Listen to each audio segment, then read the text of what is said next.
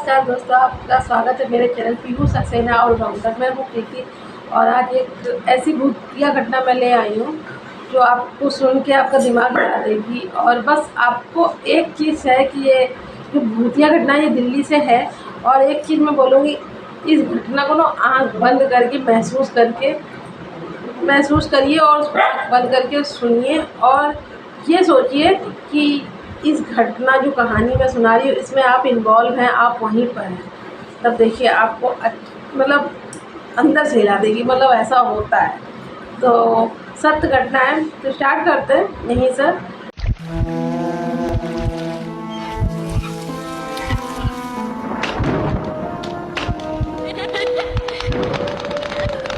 देखिए दिल्ली की एक घटना है और अच्छे मतलब शहरी इलाके में, मतलब आउटर इलाके में नहीं, अच्छे मतलब सिटी इलाके में दिल्ली में एक फैमिली रहती है जिसमें मधु है, मधु की सास है, ठीक है। और मधु का अभी छोटा सा बेबी हुआ है और उनके हस्बैंड भी हैं।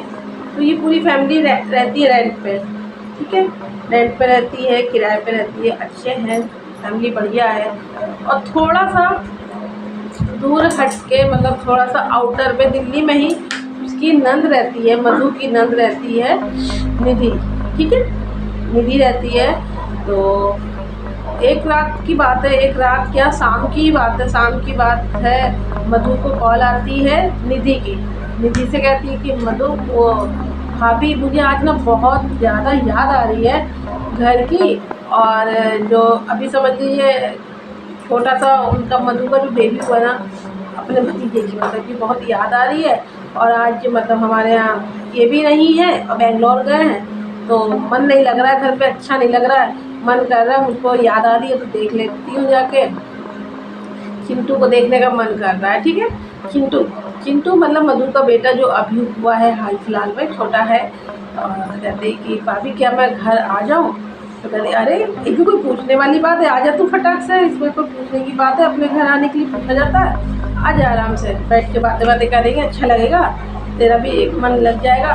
तो जो ये निधि थी, निधि अक्सर करके इसके जो हस्बैंड थे, और अभी शादी हाल फिलहाल में ही शादी भी निधि की हुई थी। निधि अपनी भाभी से छोटी थी और तो इस अकेली रहती थी और हस्बैंड जी को जाना रहता था बीच बीच में, बेंगलोर वगैरह जॉब के सिलसिले से, अपना ऑफिस के सिलसिले से जाते रहते थे। तो निधि अकेली हो जाती थी तो अपने घर आ जाती थी। थोड़ा दूरी पे था तो अपना आ जाती है और फिर अपना नंद भाभी बैठ के बढ़िया खूब गपशप करते हैं, बातें करते हैं। और बातें करते करते करीब बज जाता है 10:30, 10:30 बज जाता। कहते अरे बहुत टाइम हो गया। और देखो बात करते करते टाइम भी हो गया, खाना पीना भी नहीं बना और पता ही नहीं चल रहा। तो ये कहती है कि अरे भाभी मुझे भी जाना है क्योंकि ये भी आने वाले होंगे, क्योंकि अभी क्योंकि रात में आज ही आना है इनको बेंगलोर से वापसी। और चलिए कॉल कर लेते। तो ये बोलते इतनी रात में तुम जाओगी, तुम्हारा घर बहुत दूर भी नहीं है, दूर तो नहीं है लेकिन अभी तुम टैक्सी में जाओगे, अकेले जाना सही नहीं है तुम्हारा, और तुम्हारे जो भैया वो भी नहीं है घर पे। तो ऐसा करते हैं, तुम ऐसा करो ना यहीं पर रुक जाओ, क्योंकि आउटर में तुम्हारा घर है तो ठीक नहीं लग रहा मुझे कि तुम वहाँ पर जाओ। तो ऐसा करो, दामाद जी को मतलब नंदोई जी को फ़ोन कर दो और बोल दो कि यहीं पर वो चले आएंगे। तो कहती ठीक है जी। कॉल लगाती है तो कॉल तो लगती नहीं है, मतलब निधि के हस्बैंड की कॉल नहीं लगती है। तो निधि सोचती है कि ये हो सकता है कि जो उसमें जहाज में होंगे, है ना, उसमें प्लेन में बैठे हुए हैं, इसलिए कॉल नहीं लग रही है। तो चलो कोई बात नहीं, थोड़ी देर में ट्राई करेंगे। तो ठीक है। और निधि ये सब बातें करके तो ऐसा करता है ठीक है, अच्छा अभी तो टेंशन मत ले, अगर उतरेंगे एयरपोर्ट पे उतरेंगे तो पहले कॉल करेंगे। अक्सर घर में कॉल करेंगे तो घर में कॉल नहीं लगेगा, वो समझ जाएंगे कि मैं आई हूँ मायके, तो जाहिर सी बात है आपके फ़ोन पे फ़ोन आएगा इनका। तो कहती हाँ ठीक है कोई बात नहीं, तो आप फ़ोन आएगा, जब तक हम ऐसा है अपना फ्रेश वगैरह हो लेते हैं। तो ये अपना वॉशरूम चली जाती है। कहती भाभी ध्यान दीजिएगा, कॉल आता है।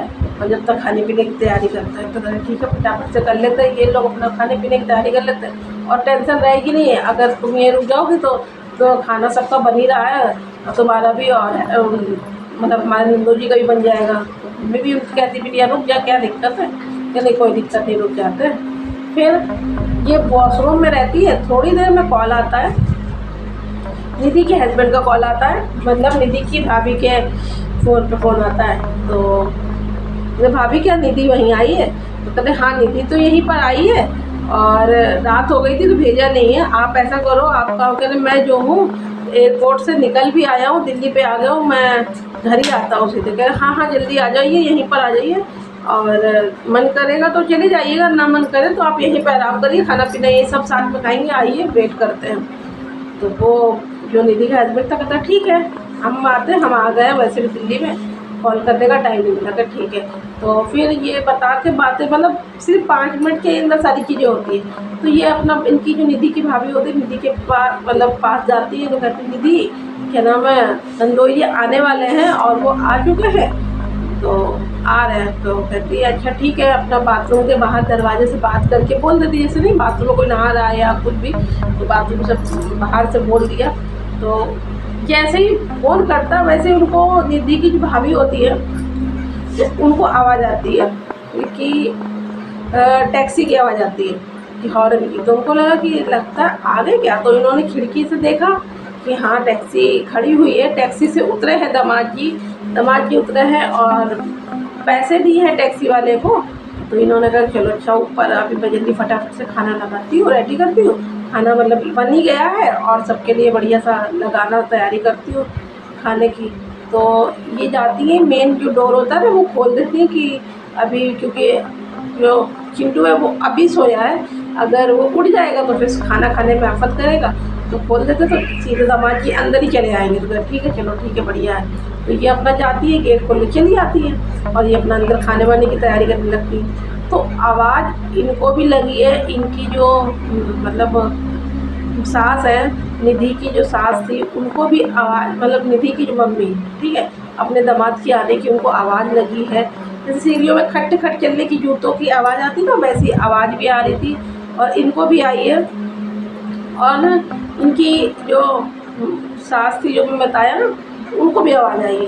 तो लेकिन 10 मिनट हो गया है, टैक्सी से उतर गए और सीढ़ियों से आने में कितना टाइम लगता है। तो ये भी बड़ी टेंशन में उनके भी कह अभी दामाद जी ऊपर ही नहीं आ पाए इतनी देर से, कि हाँ अभी तो कोई नहीं, अभी वापस ही नहीं आए, ऐसे कैसे हो सकता है। फिर उतने मैंने निधि बाथरूम से निकल आती, क्या करने अभी कॉल आया था और अभी आए भी है दामाद जी, उतरे हैं, पैसे दिए हैं टैक्सी वाले को और ऊपर ही नहीं आया, देखे कोई है ही नहीं।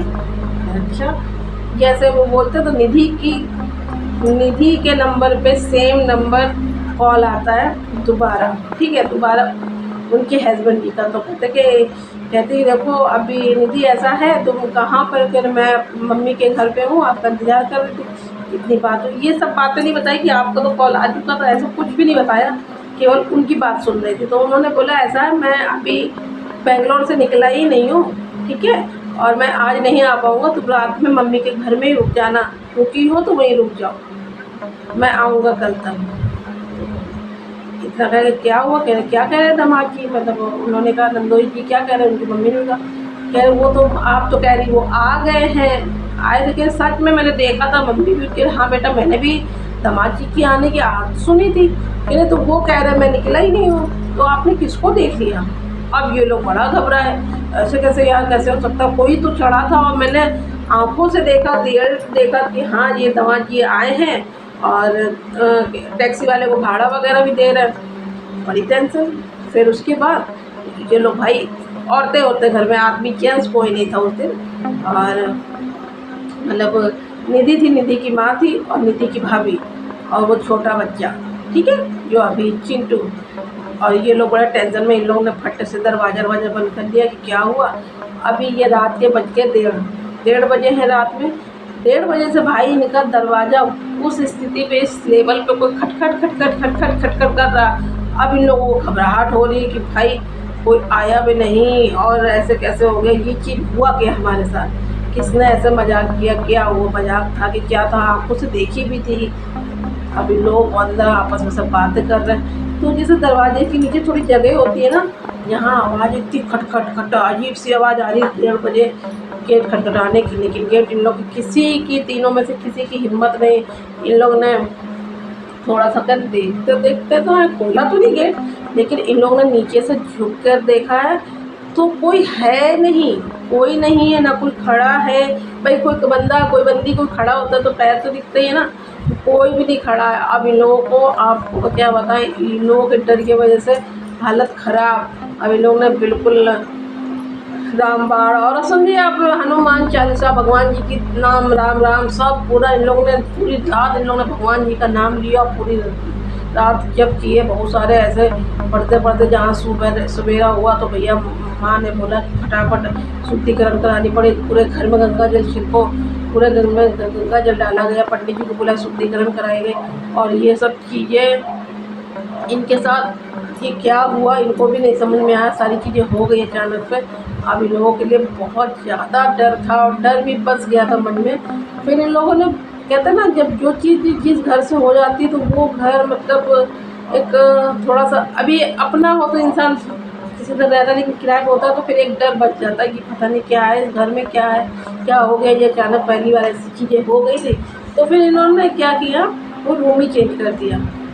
अभी सब ठीक है, चिट्टू भी बड़ा हो गया है, अभी घर माहौल ठीक है, लेकिन वो रात वो लोग आज तक नहीं भूल पाए कि हुआ क्या था हमारे साथ। कुछ चीज़ें हैं कि चाह के भी जो छलावा होता है, क्या होता है क्या मालूम, कुछ चीज़ होती है जो हम आँखों से देख लेते हैं, महसूस कर लेते हैं, लेकिन होती ही नहीं है, होती भी नहीं है, क्या कर सकते हैं। तो बस आज की अगर ये भूतिया स्टोरी आपको पसंद आई हो तो ना लाइक करिएगा, न्यू हमारे चैनल सब्सक्राइब कर लीजिएगा, बेल आइकन प्रेस कर लीजिएगा, कमेंट करके बताइए कैसी लगी आज की ये मेरी भूतिया घटना।